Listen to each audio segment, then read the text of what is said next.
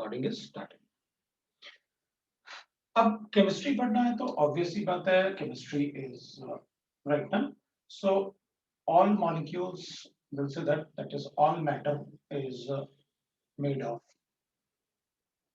है ना, एटम्स या molecules, compounds, like that we used to say. तो अपन क्या बोलते हैं, जैसे अपन लिखेंगे, थोड़ा सा मैं बेसिक्स इसलिए ले रहा हूँ, वो 10th क्लास का थोड़ा सा बेसिक्स अपन देख लेते हैं ताकि सभी को पता रहे मेरे हिसाब से, इसलिए मैं बता रहा हूँ। एटम स्मॉलेस्ट इंडिविजुअल पार्टिकल,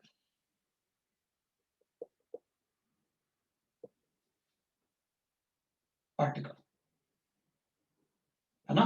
तो अपन को बताया गया था कि भाई एटम जो होता है वो स्मॉलेस्ट इंडिविजुअल पार्टिकल होता है अकॉर्डिंग टू डाल्टन।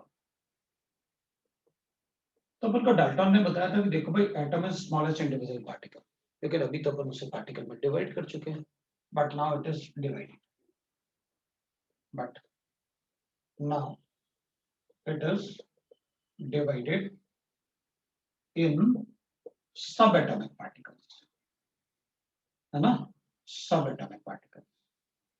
तो सबएटॉमिक पार्टिकल में अपन को फैमिलियर तो है ही, पर इलेक्ट्रॉन है, प्रोटॉन है, न्यूट्रॉन्स है, न्यूट्रिनो है, एंटी न्यूट्रिनो है, like that there are so many particles, mesons है। तो अपन क्या करेंगे, इलेक्ट्रॉन प्रोटॉन न्यूट्रॉन तो अपन को पता है, मैं लिख देता हूँ यहाँ पर, इलेक्ट्रॉन, प्रोटॉन, ठीक है, न्यूट्रॉन, मीसॉन्स, राइट, न्यूट्रिनो, न्यूट्रिनो। तो लाइक दैट पार्टिकल्स में वो ऑलमोस्ट 35 पार्टिकल से ज्यादा में डिवाइड कर दिया अब तक। बट डाल्टन्स के टाइम पे तो उसने सही कहा था भाई एटम को डिवाइड नहीं कर सकते, स्मॉलेस्ट इंडिविजुअल पार्टिकल है, तो अपन को पता चल गया, ठीक है। तो व्हाट इज एलिमेंट्स, तो अपन कहेंगे element is collection of same type of atoms, collection of same type of atom, okay. मतलब जो भी collection of same type of atom होगा तो अपन उसे एलिमेंट कहेंगे, दैट इज एटम एक स्मॉलेस्ट पार्टिकल होगा जिसका इंडिपेंडेंट एग्जिस्टेंस नहीं होगा, मे और मे नॉट एग्जिस्ट इंडिपेंडेंटली, ऐसे। सो ठीक है, अपन लिखेंगे, सो collection of same type of atom is called element. Example लिखेंगे, तो सोडियम इंडिपेंडेंट एग्जिस्ट करेगा, ऑक्सीजन नहीं करेगा, तो ऑक्सीजन मॉलिक्यूल के फॉर्म में, एलिमेंटल फॉर्म में, Cl2 एलिमेंट है, राइट, ओजोन एक एलिमेंट है, फिर एल्यूमिनियम एक एलिमेंट है, एक्सेट्रा। मतलब मैंने आपसे ये कहा कि एलिमेंट जो है वो इंडिपेंडेंटली एग्जिस्ट करेंगे, और एटम इंडिपेंडेंटली एग्जिस्ट कर भी सकते हैं, नहीं भी कर सकते हैं, एलिमेंट करेगा। That is the difference between the element and the atom. जैसे अपन कहेंगे atom, oxygen atom independently exist नहीं करता, कैसे एग्जिस्ट करेगा, O2 जैसे। तो फिर ये एटम है और ये मॉलिक्यूल है। लेकिन अपन कहेंगे हीलियम एटम जैसे भी एग्जिस्ट करता है, मॉलिक्यूल जैसे एग्जिस्ट नहीं करता, ये ऐसे एग्जिस्ट नहीं करेगा, ये ऐसे एग्जिस्ट नहीं। तो अपन कहेंगे भाई देखो एटम इंडिपेंडेंटली एग्जिस्ट कर भी सकता है और नहीं भी कर सकता, मॉलिक्यूल ये इंडिपेंडेंटली एग्जिस्ट करेगा। जो एलिमेंट जो है, एलिमेंट इंडिपेंडेंटली एग्जिस्ट करेगा, क्योंकि हीलियम का ऐसा एलिमेंट होता ही नहीं, हीलियम का एलिमेंट तो ऐसे होता है। अच्छा, तो मैं कहूंगा कि एटम इंडिपेंडेंटली एग्जिस्ट नहीं भी कर सकता और कर भी सकता है, लेकिन element is a collection of, मतलब एक से ज्यादा होंगे ना atoms. So element is a collection of same type of atom, तो वो हमेशा एक से ज्यादा हो भी सकते हैं, नहीं भी हो सकता है, लेकिन इंडिपेंडेंटली एग्जिस्ट करेंगे। दैट इज द डिफरेंस, मे और may not exist independently, that is. तो एटम इंडिपेंडेंटली एग्जिस्ट अगर नोबल गैसेस तो कर भी सकता है, नहीं भी कर सकता है, लेकिन element it is a collection of same type of atom. तो हीलियम इज एलिमेंट और एटम, तो अपन कहेंगे हीलियम इज, वो इंडिपेंडेंटली एग्जिस्ट करता है ना, तो अगर कलेक्शन ऑफ बहुत सारे हीलियम है तो अपन एलिमेंट बोल देंगे, और अगर वो एक ही हीलियम है तो एक हीलियम, तो एटॉमिक हीलियम बोलूंगा तो वो एटॉमिक हीलियम, क्योंकि वो इंडिविजुअली एग्जिस्ट करता है, नेचर में एग्जिस्ट करता है। तो दैट इज द डिफरेंस, है ना। अब अपन कहेंगे ठीक है, फिर मॉलिक्यूल्स क्या होता है?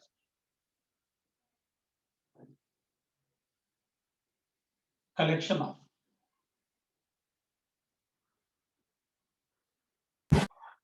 सेम और डिफरेंट टाइप ऑफ एटम्स, और डिफरेंट टाइप ऑफ एटम्स अपन ऐसे लिख सकते हैं भाई, टाइप ऑफ एटम्स। ठीक है, तो मतलब आप ये बोल रहे हो मुझसे कि जैसे मान लो सेम है और अलग अलग है, तो सेम में आप ऐसे बोल रहे हो कि भाई सेम के लिए O2 is a molecule, N2 is a molecule, O3 is a molecule,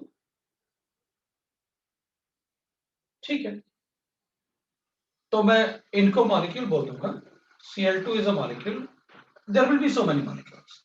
और अगर डिफरेंट टाइप ऑफ एटम्स हैं तो अपन कहेंगे CO2 is a molecule, H2 is a molecule, HCl is a molecule, etcetera. वैसे अपन को पता चल गया एक बात,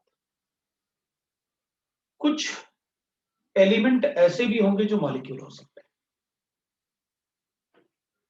ये मॉलिक्यूल भी है और एलिमेंट है क्योंकि सेम टाइप ऑफ एटम्स है, लेकिन मैं सोडियम को मॉलिक्यूल नहीं बोल सकता।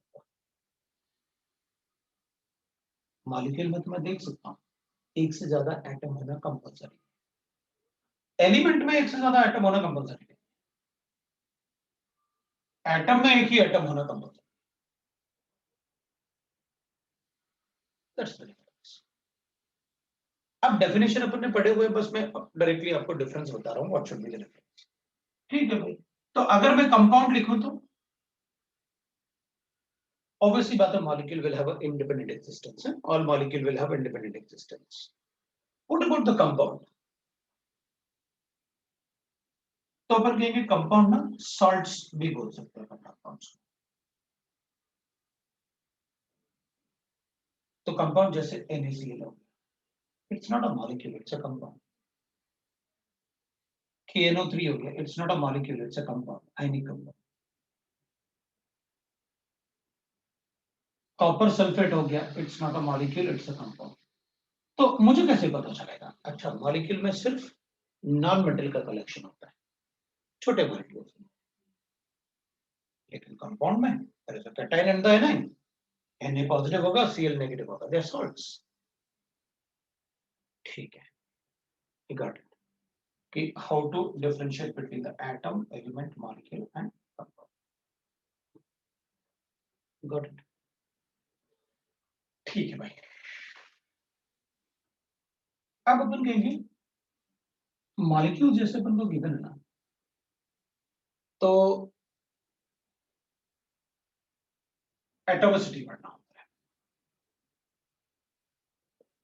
एटॉमिसिटी का मतलब है number of atoms present in molecule, that is called atomicity, और एलिमेंट, उसको अपन एटॉमिसिटी बोल सकते हैं। अच्छा, तो मॉलिक्यूल का भी एटॉमिसिटी होगा और एलिमेंट का भी एटॉमिसिटी हो सकता है, बिल्कुल। जैसे मान लो एलिमेंट है, एलिमेंट मोनोएटॉमिक भी हो सकता है, डायटॉमिक भी होता है,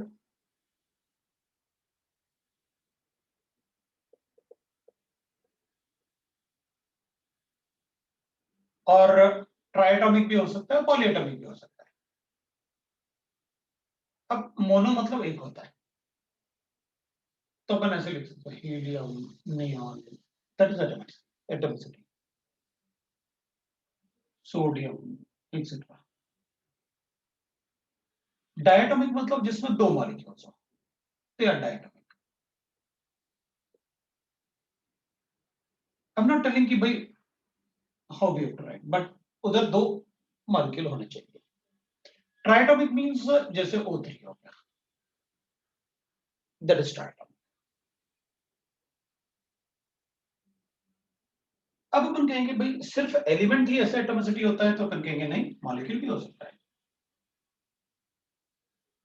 अब मॉलिक्यूल मोनोएटॉमिक तो नहीं हो सकता है, ये अपन को पता है, या तो collection of same type of atom होगा या डिफरेंट टाइप ऑफ एटम, उसको कहते हैं मॉलिक्यूल। भाई एलिमेंट में एक एटम भी हो सकते हैं, दो भी हो सकते हैं, तीन भी हो सकते हैं, बस कलेक्शन एक ही टाइप का होना चाहिए, दे आर एलिमेंट। मॉलिक्यूल में अपन कहेंगे ठीक है भाई, मॉलिक्यूल में एक से ज्यादा एटम तो होगी, तो सेम टाइप ऑफ मतलब एटम्स हो सकते हैं, सो अपन कहेंगे डायटोमिक या फिर ट्राइएटॉमिक होगा। टेट्राएटॉमिक भी हो सकते हैं अगर चार एटम है तो। डायटोमिक में मैं O2 N2 Cl2 ऐसा लिख सकता हूं, तो अपन कहेंगे भाई इसमें और इसमें क्या डिफरेंस रहा, कुछ भी नहीं भाई, डायटोमिक का मतलब दो एटम होना चाहिए, तो एलिमेंट लिखा तो है नहीं, लेकिन अगर आप मॉलिक्यूल बोलोगे तो मैं ऐसे भी लिखूंगा ना, डायटोमिक में कार्बन मोनोऑक्साइड, वो भी डायटोमिक होगा, दो एटम वाला ना, कोई भी, उसमें सेम एटम भी हो सकता है, डिफरेंट एटम भी हो सकता है, nitric oxide N, nitrogen oxide ऐसे लिख सकते हैं, that is also a diatomic. Okay, मतलब मॉलिक्यूल के लिए डायटोमिक है तो सेम एटम भी हो सकते हैं और डिफरेंट भी हो सकते हैं, लेकिन एलिमेंट अगर है तो डायटोमिक में एक ही टाइप का एटम होगा। पता है, ये छोटे छोटे डेफिनेशन से भी ना अपन को क्वेश्चन में ना ऑब्जेक्टिव में घुमा देते हैं, ऑप्शन लिख के। हाँ, एक्सियल इज डायटोमिक, बिल्कुल इट्स डायटोमिक, बिल्कुल। और आपको पूछना भी है भाई, अगर आप बोल के भी पूछ सकते हो बीच में, कोई फर्क नहीं पड़ता कि रिकॉर्डिंग चल रहा है, अच्छी बात है, वी आर इंटरेक्टिंग। आप पूछोगे नहीं ना तो मुझे मजा नहीं आएगा पढ़ाने। और मैग्नीशियम मॉलिक्यूल एंड कंपाउंड्स के बीच का डिफरेंस। मैग्नीशियम क्लोराइड ना, हाँ। वो ट्राइटोमिक बोलेंगे अपन, उसमें तीन एटम होंगे। Sodium chloride sir. Sodium chloride will be diatomic, दो एटम होंगे, तो अपन उस हिसाब से बता देंगे डायटोमिक, लाइक दैट, ठीक है ना। और ट्राइटोमिक मॉलिक्यूल अगर लिखना है अपन को तो CO2 होगी, NO2 है ना, फिर अपन CS कार्बन डाइसल्फाइड हो गया, मतलब बहुत सारे लिख सकते हैं अपन, N2 हो NO2 गया, बिल्कुल, आप जितने चाहें उतने लिख लो, H2SO। the difference between molecule and compound. शुरभी बेटा आवाज नहीं आई आपकी। So I'm asking a question. बोलो बोलो। So can you please repeat the difference between molecules and compounds? Molecule Different में types. देखो, मॉलिक्यूल का मतलब होता है कि जिसमें जनरली नॉन मेटल्स हो जाए, जनरली अपन कहते हैं मॉलिक्यूल, क्योंकि मॉलिक्यूल में क्या होगा, अपन कहेंगे कि मॉलिक्यूल में नॉन मेटल से मॉलिक्यूल बनता है, मेटल से मॉलिक्यूल नहीं बनता। So ऐसा क्यों? फिर C6H5O6 मॉलिक्यूल है या फिर कंपाउंड? C6 शुगर जो सुक्रोज होता है अच्छा, वो मॉलिक्यूल ठीक है। होगा या कंपाउंड? तो अपन उसको सुक्रोज का अगर अपन एक मॉलिक्यूल ले सकते हैं, मॉलिक्यूल में अपन एक कलेक्शन ऑफ लिखेंगे ना, तो अगर अपन इसमें बहुत सारे एटम हो जाए ना इंक्रीज, तो डिफरेंट टाइप के एटम्स, जैसे यहाँ पर एक मॉलिक्यूल हो गया, दो ही एटम थे, लाइक दैट अपन दो ही एटम थे, दो टाइप के एटम अगर इन्वॉल्व है तो अपन उसको मॉलिक्यूल बोल सकते हैं। लेकिन sugar is a collection, sugar तो बहुत बड़ा चेन होता है, छोटे छोटे मॉलिक्यूल होते हैं, शुगर तो एक बहुत बड़ा चेन होगा, polymeric chain, polymeric are always considered as compound. वो धीरे धीरे आता मैं उसमें, तो वो मेरे दिमाग में चल रहा था कि सर बताओ ग्लूकोज सुक्रोज वगैरह को क्या बोलूं मैं, ऑब्वियस सी बात है, if it is a polymer I have to go for a compound,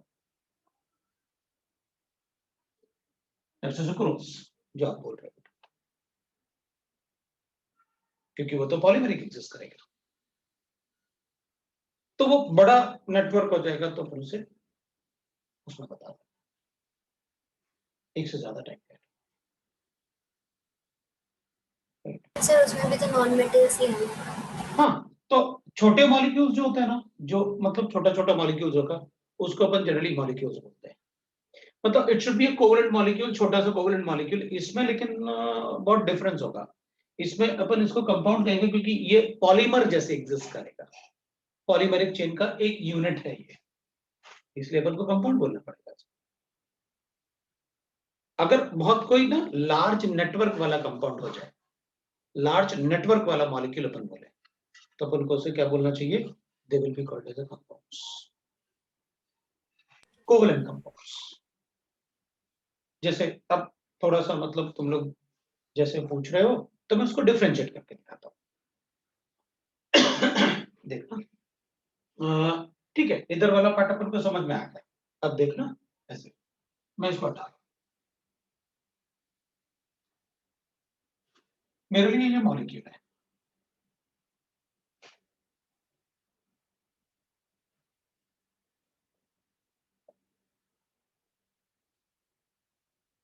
ये मॉलिक्यूल।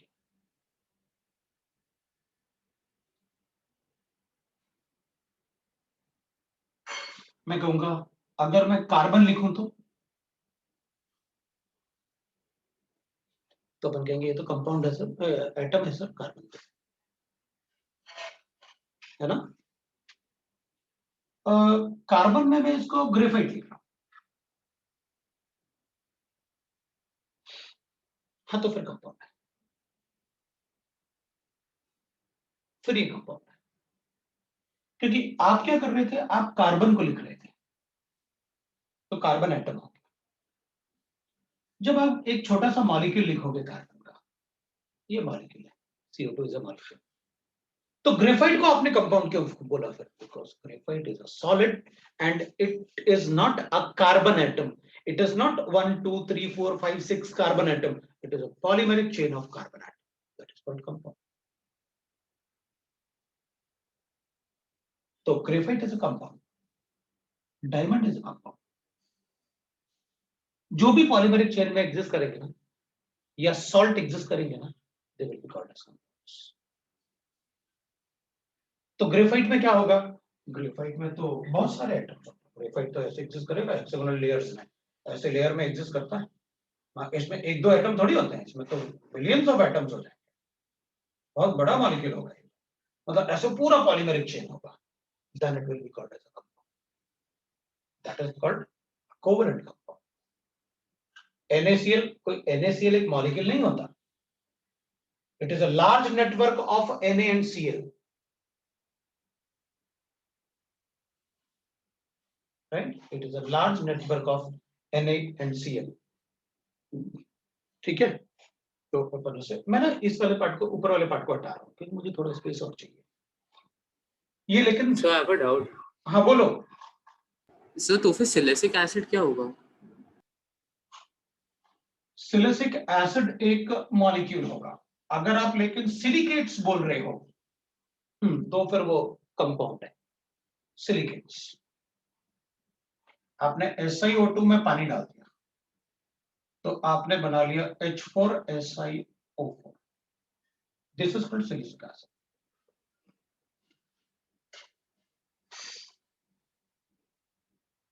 एक एसिड बना लिया ना।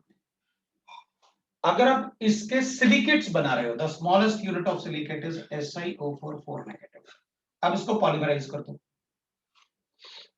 अगर इसको पॉलीमराइज करोगे तो ये जो होगा ना, ये पायरोसिलिकेट बनेगा,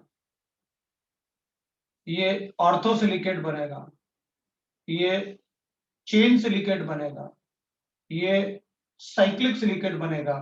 सिलिकेट मतलब जैसे वो ओवन में अपन लेते हैं बोरोसिल के वो बर्तन आते हैं जो, they all are made up of silicates, it's very hard, that's a polymer. That's why वो किसी ने पूछा था ना सर सुक्रोज को क्या लिखेंगे, इट्स अ पॉलीमर।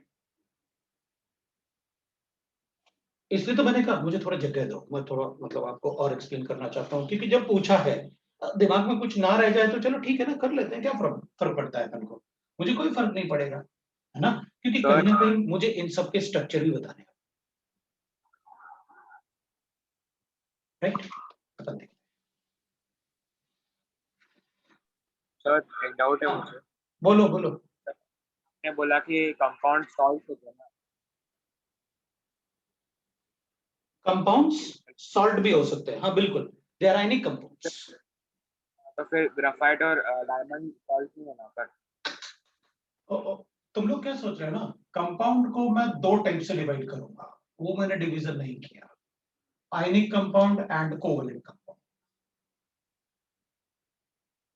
ये होता है। मॉलिक्यूल जो होता है exist as a collection of few atoms,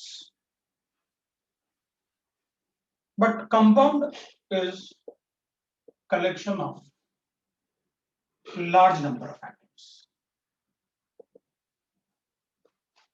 That is the difference between the molecule and the compound. अब अपन कहेंगे भाई आयनिक कंपाउंड बता दो सर और कोवलेंट कंपाउंड। हाँ तो अपन कहेंगे जैसे अभी मैंने लिखा डायमंड, डायमंड कोई एक दो एटम थोड़ी होता है, it is a large network of carbon, right, it is a large network of carbon. Graphite large network of carbon. Then we'll write that silicates, a large network of silicon and oxygen. मतलब इसका मतलब ये हुआ कि आप मुझसे ये कह रहे हो कि कंपाउंड जो होते हैं वो जाइंट मॉलिक्यूल होते हैं,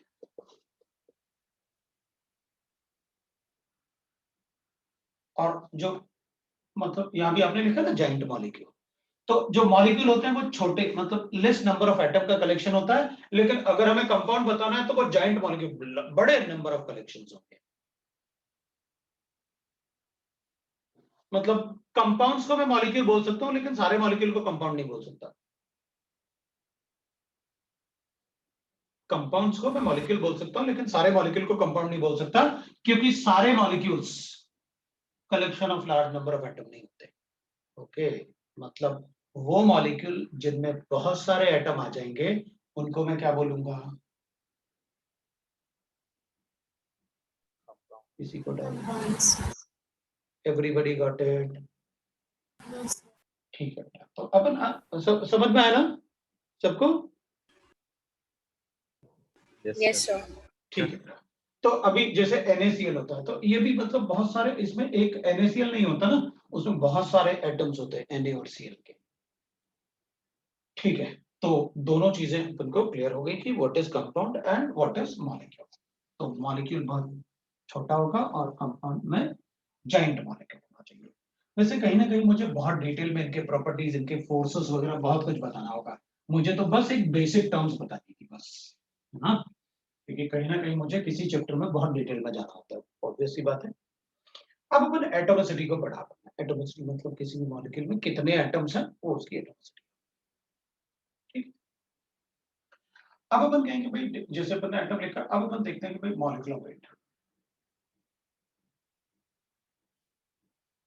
मॉलिक्यूलर वेट भी लिख सकते हैं, पर मॉलिक्यूलर मास भी लिखते हैं, is equal to the sum of the atomic masses, atomic masses, ठीक है ना, sum of the atomic mass को अपन मॉलिक्यूलर वेट बोलते हैं। ये अपन थर्ड पॉइंट लिख लेते हैं, ये जो भी पॉइंट लिखना है उसका नेक्स्ट पॉइंट लिख लेते हैं। तो अपन कहेंगे ठीक है भाई, मॉलिक्यूलर वेट ऑफ H2SO4, या मॉलिक्यूलर एग्जांपल ले लेते हैं। मेरे पास H2O गिवन है, तो दो हाइड्रोजन है, एक हाइड्रोजन कितना होता है 1, दो हाइड्रोजन 2 हो गए, तो एक ऑक्सीजन, तो 2 into 1, क्योंकि दो हाइड्रोजन है, एक हाइड्रोजन 1 ग्राम होता है, प्लस 16 ग्राम होता है ऑक्सीजन, इज इक्वल टू 18 ग्राम होता है।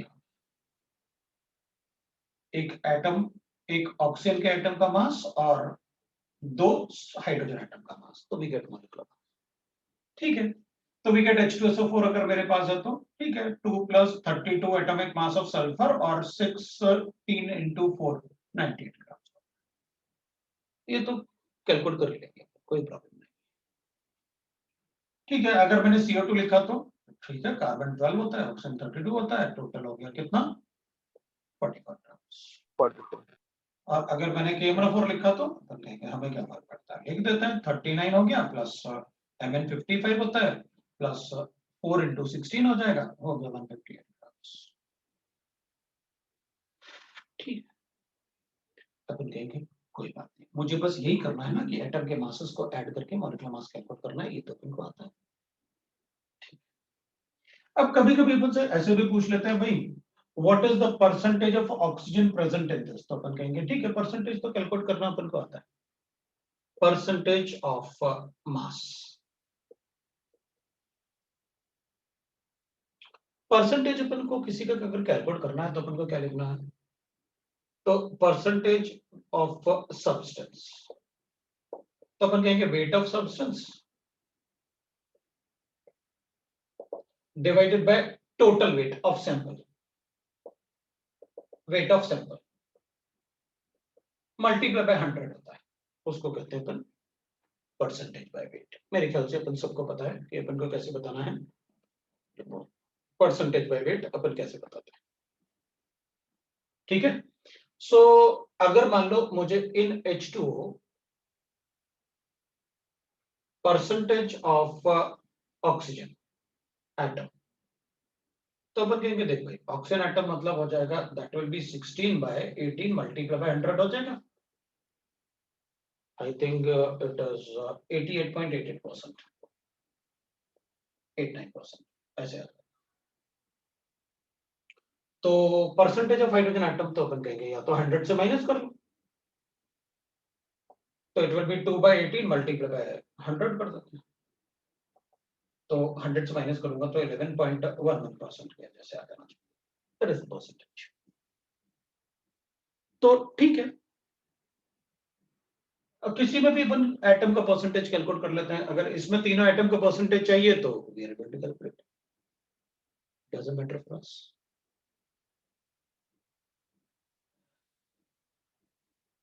ठीक है, सो मॉलिक्यूलर मास में कैलकुलेट करना आता है, और परसेंटेज ऑफ ईच एटम अगर कोई पूछेगा तो बता देंगे, मॉलिक्यूलर में गिवन होना चाहिए।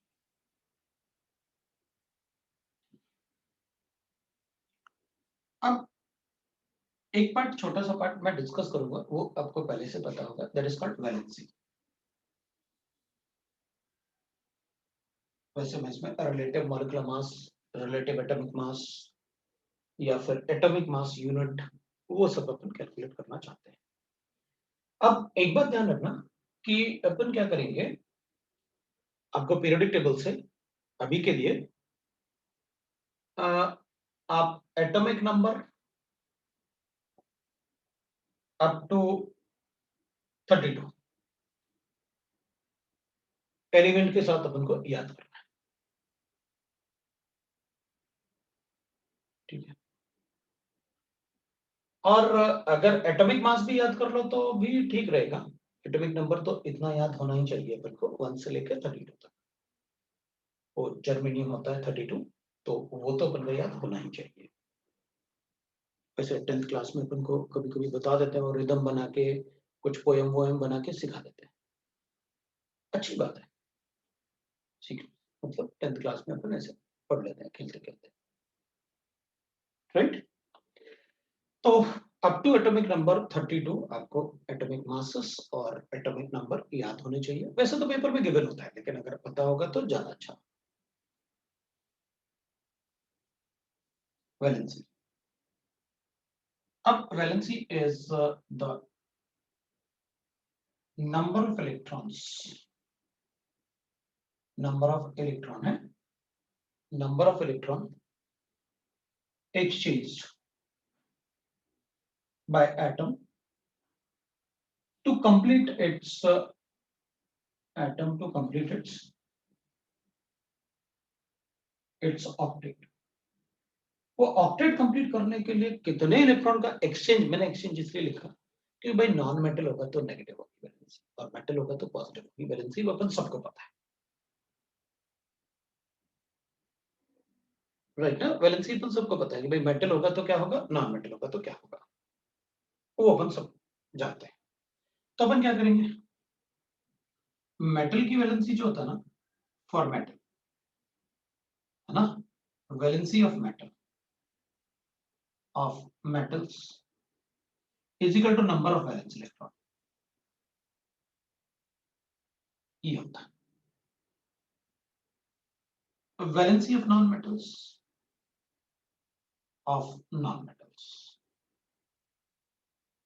is equal to होता है number of valence electron, है ना, minus 8. That is the valency. तो ठीक है भाई, फिर तो हम खुद ही कैलकुलेट कर लेंगे, कोई प्रॉब्लम नहीं हमें। अगर अपने पास कोई, बट ये वैलेंसी अपन तभी कैलकुलेट कर पाएंगे बेटा जब अपन को वैलेंस इलेक्ट्रॉन पता हो। वैलेंस इलेक्ट्रॉन मतलब लास्ट वाले शेल में कितने इलेक्ट्रॉन्स हैं, उसको अपन वैलेंस इलेक्ट्रॉन बोलते हैं, ठीक है ना। तो मान लो अपन को कैलकुलेट करना है, जैसे अपन एग्जांपल ले लेंगे थोड़ा सा, जैसे अपन लिखेंगे भाई हमारे पास एग्जांपल में सपोज करते हैं अपने पास सोडियम है, एटॉमिक नंबर इज 11, तो इसके वैलेंस इलेक्ट्रॉन कितने होंगे 281। तो 1 वैलेंस इलेक्ट्रॉन है तो इसकी वैलेंसी कितनी होगी +1। ये लो भाई, ऐसे चार्ज लिखते हैं ना अपन वैलेंसी, तो अपन कहेंगे इसका +1 वैलेंसी होगा इसकी वजह से, तो इसलिए मैं इसको +1 वैलेंसी। अब ऐसे नहीं करेंगे ना, मैं वहां +1 लिख दूंगा तो मुझे ये हटाना पड़ेगा, इसलिए मैंने उसको हटा दिया है, नहीं तो उनको पता था। आप इसको लिखोगे +1 और वैलेंसी, ये अपन को 1 वैलेंसी। अगर इसकी जगह अपन सपोज करते हैं कैल्शियम ले लूं, तो कैल्शियम होता है 20 मतलब 2 8 8 और 2 होता है 2 वैलेंस इलेक्ट्रॉन, तो +2 वैलेंसी, ठीक है। ये अपन ने नंबर ऑफ वैलेंस इलेक्ट्रॉन बताना था अपन को, तो अपन कहेंगे नहीं नहीं मेरे पास तो क्लोरीन है, तो अपन कहेंगे कोई बात नहीं, क्लोरीन है 17 होगा तो 287 हो गया, इट्स अ नॉन मेटल। इतना है ना, इतना अपन सबको पता है कि मेटल कौन सा है, नॉन मेटल कौन सा है। वैसे पीरियोडिक टेबल में 17 नॉन मेटल होते हैं, बाकी सब तो मेटल ही होते हैं। पीरियोडिक टेबल में 17 नॉन मेटल होते हैं भाई, अपन को पता है वो स्टेप ऐसे जो बनाते हैं ना, एक स्टेप ऐसे बनाते हैं अपन, तो इधर स्टेप्स जिनसे बनता है वो मेटलॉइड्स हैं, इधर मेटल होते हैं उधर नॉन मेटल होता है। नॉन मेटल सिर्फ 17 होता है, बाकी सब 6 मेटलॉइड हो गए, बाकी सारे के सारे मेटल होते हैं, ठीक है भाई। तो इसमें अपन क्या करेंगे, ये तो नॉन मेटल है और नॉन मेटल होगा तो number of valence electron 7 - 8 that is equal to -1, तो क्लोरीन की वैलेंसी -1 हो जाएगी।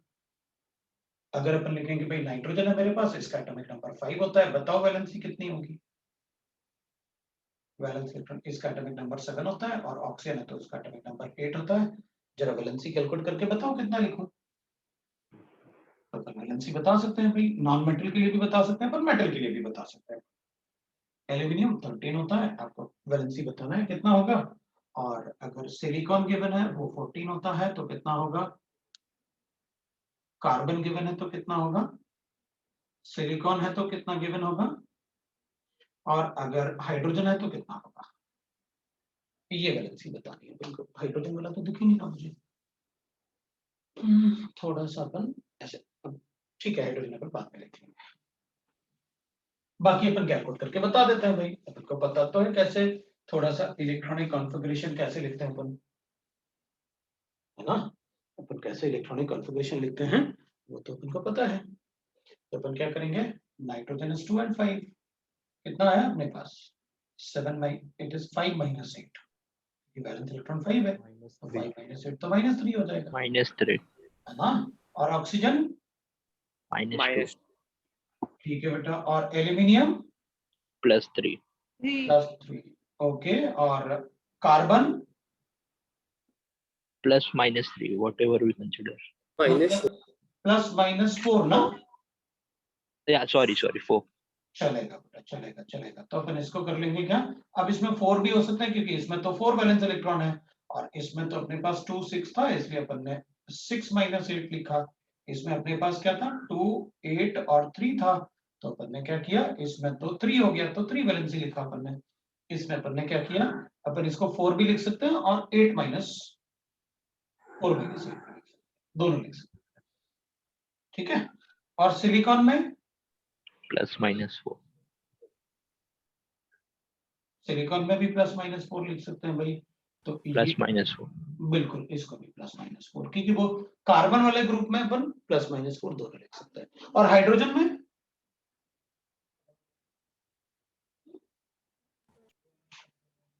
1 ना sir.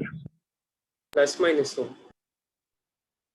प्लस माइनस 1 लिख दूं, इसको तो एक ही इलेक्ट्रॉन होता है, वो बेचारा एक ही इलेक्ट्रॉन है उसके पास, तो प्लस माइनस 1। और हाइड्रोजन माइनस 1 भी हो सकता है। हाइड्राइड्स। तो you are telling me that कि भाई मेटल हाइड्राइड में तो हाइड्रोजन पे माइनस 1 होता है ना, ये प्लस 1 होता है, ये माइनस 1 होता है मेटल हाइड्राइड में। और सोडियम तो इलेक्ट्रॉन देना जानता है भाई, और हाइड्रोजन क्या है, नॉन मेटल, उसे इलेक्ट्रॉन लेना पड़ेगा, राइट ना, उसे इलेक्ट्रॉन लेना पड़ेगा। ठीक है, तो अपन को पता चल गया कि कैसे बताना है अपन को, राइट, वैलेंसी। तो अपन को थोड़ा सा वैलेंसी का आइडिया आ गया कि how to calculate the valency. ठीक है, चलो भाई, ठीक है, so we got the idea of valency, कि क्या होती है वैलेंसी, वो अपन को पता चल गया। अब अपन चेक करते हैं कि भाई जैसे अपन लिखते हैं ना, अब वैसे तो अपन को पढ़ने की जरूरत नहीं है कि what is relative atomic mass, what is atomic mass, वो सब अपन को जरूरत नहीं पड़ेगा। पहले अपन ये देखते हैं what is atomic mass unit, फिर अपन चेक करते हैं। तो एटॉमिक मास यूनिट पढ़ने के पहले मैं तुमसे एक बात पूछूंगा। वैसे अब मैं नेक्स्ट पॉइंट लिख रहा हूँ, that is atomic mass unit, इसको डिस्कस करना है अपन को, तो इसको एएमयू लिख लेते हैं, है ना, एटॉमिक मास यूनिट। तो अपन तो कहेंगे भाई अब एटॉमिक मास यूनिट क्या है? बोल तो रहे हो उसको एटॉमिक मास यूनिट, तो मैं मुझे तो समझ में आ गया क्या है वो, क्या होता है। तो अपन कहेंगे mass of one unit of atom, मतलब एक एटम के मास को एटॉमिक मास यूनिट बोलते हैं। ठीक है ना, अपन एक एटम के मास को एटॉमिक मास यूनिट बोलते हैं। अब अपन को एक बात पता है अच्छे से, एटॉमिक मास यूनिट अपन पढ़ेंगे what is the definition, but before that we are going to discuss, है ना, so we'll write that like this। पहले अपन थोड़ा सा पढ़ते हैं, फिर अपन एटॉमिक मास यूनिट की बात करेंगे। 1 डजन क्या होता है, कितना होता है 1 डजन? 12. 14 ना? कितना होता है 1 डजन, कितना होता है? 12 यूनिट। 12 12 यूनिट। 12 यूनिट या 12 ग्राम? सर दैट डिपेंड्स अपनी कौन से कॉन्टेक्स्ट में बात कर रहे हैं। नहीं नहीं, कोई कॉन्टेक्स्ट में बात करो, इसका कोई यूनिट नहीं होता। अपन डजन का, भाई मैं तो बनाना भी लेने जाऊंगा तो कहूंगा यार 12 बनाना दे दे, अपन कभी नहीं कहते कि 12 ग्राम बनाना दे दो, इसलिए डजन का कोई यूनिट नहीं होगा, it is just a number, right. अपन को ये पता है, वो 12 यूनिट जो बोल रहे थे वो बिल्कुल सही था भाई। आप 1 डजन बोलोगे, मैं 20 यूनिट बोल दूंगा। अब उसमें आपकी मर्जी, आप जो चाहे करो। हाँ, अगर अपन 1 टन बोलेंगे तो अपन कहेंगे हाँ हाँ मास की बात कर रहे हो आप। तो 1 डजन मतलब 12। ठीक, अच्छा मान लो मुझे इसका साइज कैलकुलेट करना है तो मैं तुमसे पूछूंगा बताओ इसका साइज कितना होगा, मतलब कितने किलोमीटर होगा?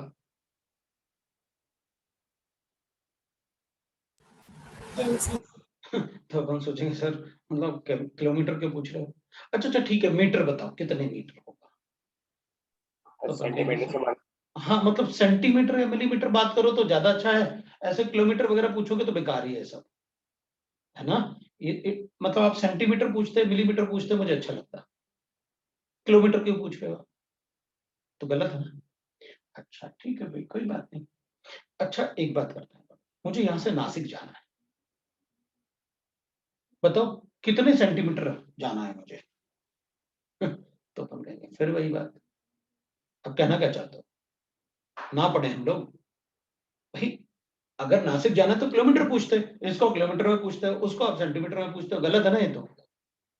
अच्छा, तो इसका मतलब ये है तुम ये चाहते हो कि डिपेंडिंग ऑन द डिस्टेंस या साइज आपको यूनिट सेलेक्ट करना चाहिए, राइट? ठीक है। अब मुझे क्या था ना, मेरे पास ये नंबर आ रहा था, अपन को पता है 1 मोल इज इक्वल टू ये होता है, जैसे आपने लिखा 1 dozen is equal to 12 unit होता है, वैसे ही 1 mole is equal to this much unit होता है। मोल का कोई यूनिट नहीं होता, जैसे डजन का कोई यूनिट नहीं होता वैसे मोल का कोई यूनिट नहीं होता। 1 मोल मतलब इतना यूनिट। अच्छा, तो आप ये कहना चाहते हो कि अगर मैं तुमसे कहूंगा कि मुझे 1 मोल बनाना दे दो, मतलब इतने बनाना दे दो। हाँ, जैसे आपने कहा 1 डजन बनाना दे दो, तो मुझे 12 बनाना दे दो, ले लूंगा। अच्छा, तो आप ये चाहते हो कि 1 डजन हमेशा 12 से कोरिलेट करूंगा, मतलब मेरे पास अगर 6 बनाना है तो तुम अपने आप बोल दोगे हाफ डजन बनाना है मेरे पास। तो अगर मुझे ये कहना है कि मेरे पास हाफ मोल है यूनिट, तो आप इसको हाफ मोल के लिए इसका डिवाइड बाय 2 कर लोगे। हम्म, अच्छा, तो मतलब मैं जैसे 12 को डजन के साथ यूज कर सकता हूं, वैसे मैं इस नंबर को इस मोल के साथ यूज कर सकता हूं। कर 1 मोल में इतना यूनिट होता है। मोल मतलब अगर अपन एटम की बात करें, तो जैसे सोडियम एटम की बात करें,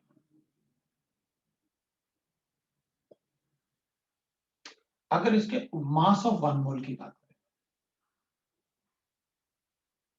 इजिकल टू एटॉमिक वेट होता है।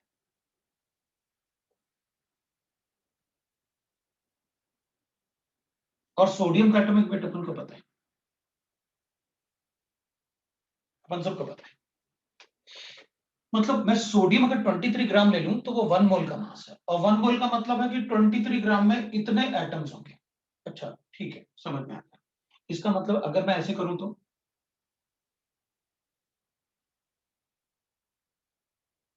आयरन लिया मैंने, तो ये तो 56 ग्राम होता है इसका एटॉमिक वेट। आपने लिखा ना 1 mole is equal to atomic weight होता है।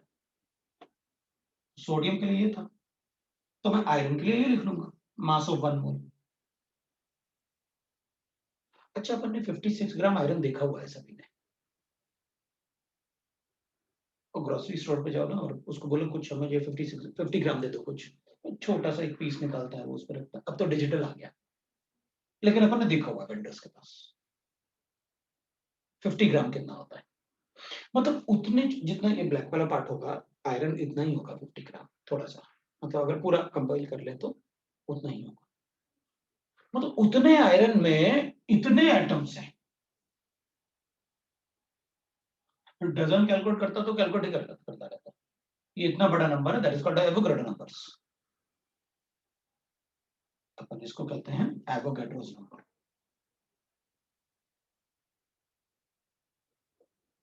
बोलते ना अपन इसको एवोगैड्रोस नंबर। इसका मतलब ये हुआ कि 56 ग्राम आयरन में इतने एटम्स हैं। अच्छा, आप सैंपल के हिसाब से नंबर बना रहे हो। डजन में 12 ही यूनिट होता है, तो मुझे अगर बनाना पूछना है या चेयर पूछना है, डजन पूछूंगा। मैं 1 मोल बनाना थोड़ी खरीदने जाऊंगा। पहले तो इतने काउंट करने में मुझे 2 लाइफ चाहिए, और फिर लेके कसमें आऊंगा मुझे बहुत सारे ट्रक चाहिए। तो फिर अपन ने मोल किस में यूज करना है? Chemical, chemistry. White is so, क्योंकि छोटे से पार्ट में बहुत सारे एटम्स होते हैं। जैसे अपन को सैंपल का साइज छोटा था भाई, आप यूनिट भी वैसे ही रहो, सेंटीमीटर ले लो, आप किलोमीटर की बात ना करो। सैंपल का साइज डजन वाली बात करेंगे तो बड़ा कोई साइज है, डजन की बात कर लेते हैं। लेकिन अगर केमिकल यूनिट्स हैं और केमिकल की बात करोगे तो उसमें 1 मोल में बहुत सारे एटम्स होते हैं, मुझे मोल की ही बात करनी पड़ेगी। जैसे डजन का कोई यूनिट नहीं होता, वैसे मोल का कोई यूनिट नहीं होता। 1 mole of any substance is equal to होता है its atomic mass in grams. Okay, तो अपन कहेंगे ठीक है भाई, मैं एक बात इसको देख के एक बात तो समझ गया कि 1 मोल of any substance contain 6.023 into 10 to the power of 23 units. ठीक है, अगर यहाँ डजन लिख देता तो वहां 12 लिख देता, मतलब जो कंसेप्ट मैं यहाँ यूज करूंगा वही कंसेप्ट मैं यहाँ यूज कर लूंगा। जब भी मुझे इसमें कंफ्यूजन होगा मैं इससे कैलकुलेट कर लूंगा। यार आधा डजन की बात करते तो क्या होते, अगर मेरे पास 4 होता मतलब बनाना तो कितने डजन होते, मतलब यहाँ पर कुछ नंबर गिवन है तो कितने मोल्स होते तो मैं बता दूंगा। जैसे अगर मेरे पास 12 1 डजन होता है तो अगर 4 बनाना होते तो ठीक है, कितना डजन होगा मैं कैलकुलेट कर लूंगा 1/12 into 4।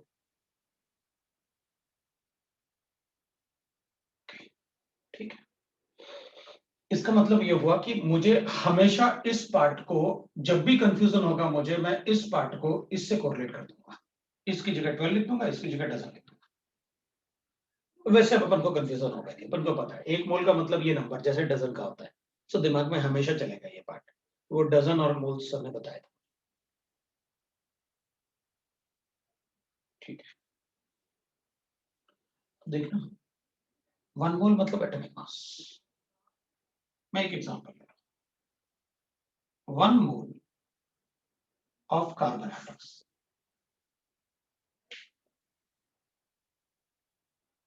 is equal to 12 grams, है ना। 1 mole of carbon atom is equal to weight in gram लिखा था ना कोई अपन ने, उसमें लिखेंगे। तो अपन क्या करेंगे, अच्छा 1 मोल मतलब 12 ग्राम, तो इसका मतलब है 12 gram of carbon atom contain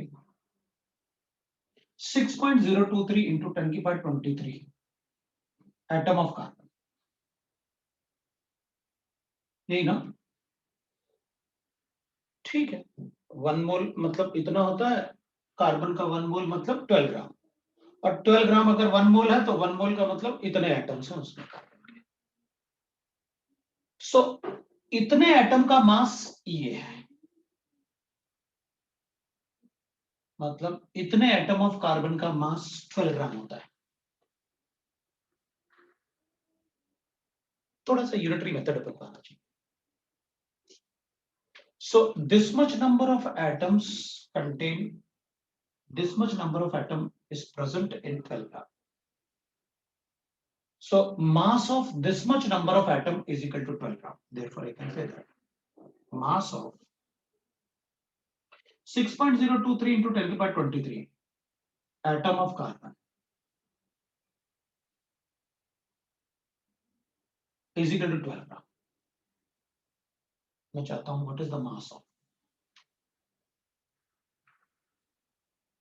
one atom of carbon.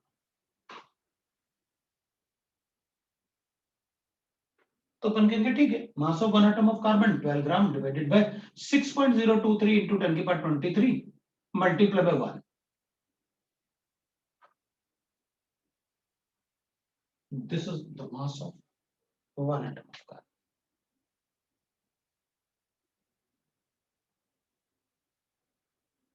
मैं कैलकुलेट करूं उसको 12 1 by Avogadro number is equal to होता है 1.66 10 के पावर -24, ये 1 by एवोगैड्रो नंबर, और ये ग्राम था, उसको थोड़ी, ये तो कांस्टेंट था भाई। आप ऐसे कहते हैं mass of 12 atom of carbon is equal to 12 gram, मतलब मैं डजन की बात कर रहा हूं, 1 डजन ऑफ कार्बन। तो जैसे आपने नंबर लिखा ना, मास ऑफ दिस मच 1 मोल, 1 मोल का मास मतलब इतने एटम का मास 12 ग्राम है 1 मोल का मास। तो बताओ एक एटम का मास कितना होगा, उसमें क्या डिवाइडेड बाय एवोगैड्रो नंबर कर दो, है तो यूनिटरी मेथड। मेरे पास इतना ग्राम आ गया, मतलब एक एटम का मास आ गया मेरे पास, मैं एक एटम का। अच्छा, अपन को यहां से एक बात पता चल गई, वो क्या, उसको कैलकुलेट मत करो, वो कैलकुलेट करना होता तो मैं खुद ही करके कैलकुलेट करके बता देता, मुझे कुछ और ही दिखाना है तुमको, इजीएस्ट वे में पता है। अच्छा, अपन क्या कहते हैं, अपन कहते हैं सर एक बात बताओ, अब देखना ये एग्जांपल 1 है, मैं दूसरा एग्जांपल लेता हूं, इसी में चेंज कर रहा हूं मैं। अपन कहते हैं सर अच्छा बताओ 1 मोल ऑफ सोडियम का कितना मास होता है, तो अपन कहते हैं लो भाई कार्बन की जगह सोडियम लिखोगे तो 23 कर दूंगा, क्योंकि atomic mass of sodium is 23। तो अपन कहते हैं अच्छा 23 gram of sodium atom contain this much atom of sodium, ये तो लिखते हैं, बिल्कुल लिखते हैं, क्योंकि 23 ग्राम तो 1 मोल का मास है। तो mass of this much atom of sodium is equal to कितना होता है 23 ग्राम, उसमें क्या है।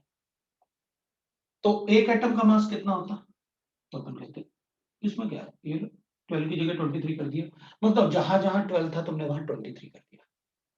ओके, फिर तो मुझे सभी एटम के एक एटम का मास पता चल गया। वो कैसे, आप ग्राम में लिखो तो 1 मोल का मास है, ग्राम में लिखोगे तो 1 मोल का मास है, उसको एवोगाड्रो नंबर से डिवाइड कर दो तो एक एटम का मास है।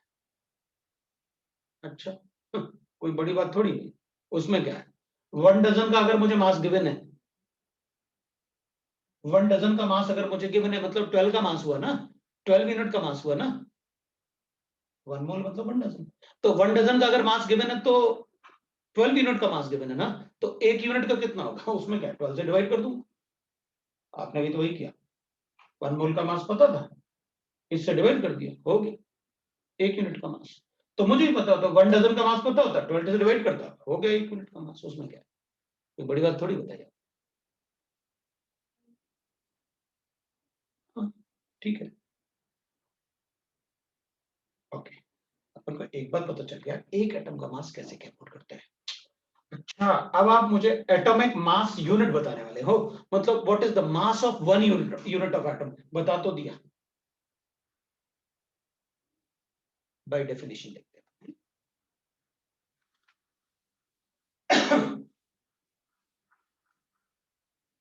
अब अपन एटॉमिक मास यूनिट की बात करते हैं, ठीक है, atomic mass unit by definition की बात करेंगे। अब ना 6 o'clock हो गया है बेटा, अपन को रुकना पड़ेगा, पता, क्योंकि मेरी क्लास है 6:15 पे, है ना, और अपनी क्लास 4:15 पे होती है शायद, मैं चेक कर लूंगा कि आज अपन लेट भी हो गए थे और बच्चे मतलब ज्वाइन करने में भी प्रॉब्लम हो रहा था, तो वेरी फर्स्ट क्लास था आज, तो थोड़ा सा प्रॉब्लम हुआ अपन को, लेकिन अब वो पूरा सेट हो जाएगा अपना, ठीक है ना। तो अपन